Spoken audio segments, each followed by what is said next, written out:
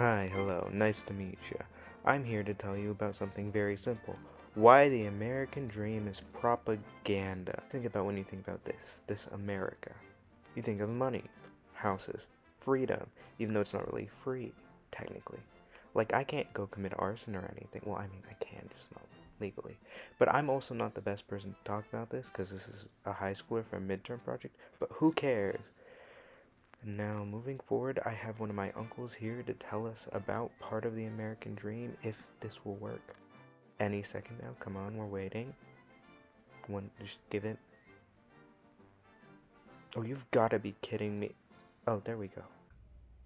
Could have been mass media. With me specifically, we still have five international schools, and it's part of the curriculum. U.S. has a very robust foreign policy that always links the idea of the American dream with um, political freedom and what the U.S. is all about. So it's in the forefront of U.S. foreign policy and its education of the rest of the world of what they're all about, economic and political freedom. Okay, so that was how it spread across Pakistan and to people like my uncle, who did end up moving here to America, by the way. Of course, it doesn't, it's, that sounded really light the way he was saying it, but when you look through American media and the way it actually worked, it gets a lot worse. Like a lot worse really quickly. But we'll start with the simple stuff like Uncle Sam, who, as we all know, was used to promote joining the army during the World Wars, and he was a form of propaganda for the American dream because he talked about how, oh, like if you join the army, you'll get all these benefits, you'll be serving your country, you'll be protecting freedom, and all that jazz. Of course, that was fairly light considering what it was for, but yeah, that's how it works. Propaganda is just some way to spread around news and do all of this sort of stuff where it's like, oh, we'll promote this for our country for these reasons.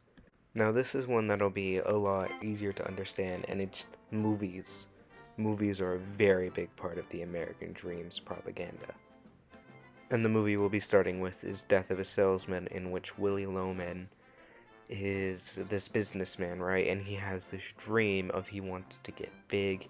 He wants his kids to get bigger. He wants his kids to be really successful and really up there in the world.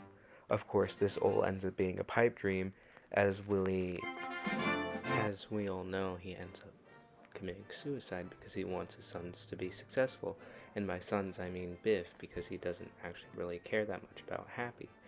And that's why, and that goes back to the American dream because he wanted to give him money so that way he could go further in life, to go beyond, to hit that peak that he never did. And that just didn't end up happening because of how the American dream works, of how the hardest workers and the people with the most money don't always get the most success. And that is how Death of a Salesman relates to American dream and propaganda. It just shows how it is propaganda. This next one's a lot simpler to understand. This one's about a guy from Russia and his family and how they moved to America because it has better living conditions than Russia technically. Although I won't say America's perfect because it still has, gun violence and drugs and more violence and Republicans and politicians. I could go on. Now this one's a little easier to understand. This one is Tony Stark, otherwise known as Iron Man, who, as we all know, was a really successful, I think, was he millionaire or billionaire? One of the two. Anyways, he lived the American dream, basically. He was this example that was broadcasted to the whole world through Marvel of this man who worked really hard. His father worked really hard. He became a really popular scientist. He moved up in the world. He built the Iron Man suits. He helped save the world multiple times, and he ended up dying for the world.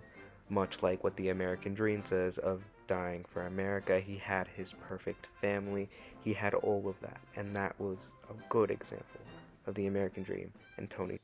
Alright, this next one is also very simple for most people to understand, and it's Captain America. And if you couldn't tell, his very name in itself is propaganda.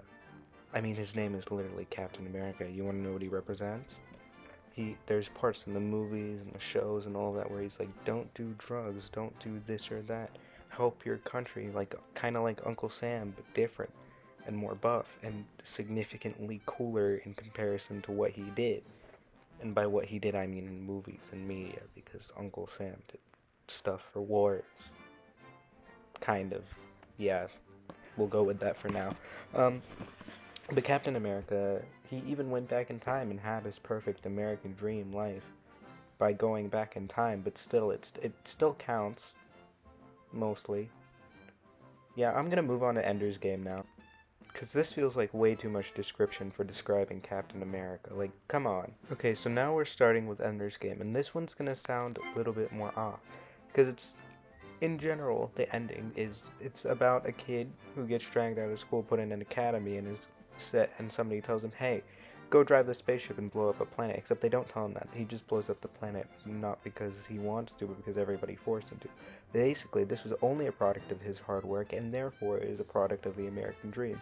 Because hard work and family and all of that jazz gets you to the top, and that was represented here by like a lot, because that's the only reason he did that, even though he didn't want to, which is technically also American dream, but we're not doing that right now. See all this stuff about like dystopias where things don't actually like hit, where they're not how they're supposed to be, or there's some like perfectly formed world. So you kind of see that very like fragrant idea of like how people want things to be. And I think the American dream is really like, it's really potent in like, it's like a white picket fence, and it's like a house with the front door with a white picket fence with a dog and the family. Like, it's, everyone kind of knows that little idea of it, and I think it's definitely like spread around throughout like TV and like books and that kind of stuff. Alright, now this is the end of the video. It was nice talking to you all, and now roll the credits.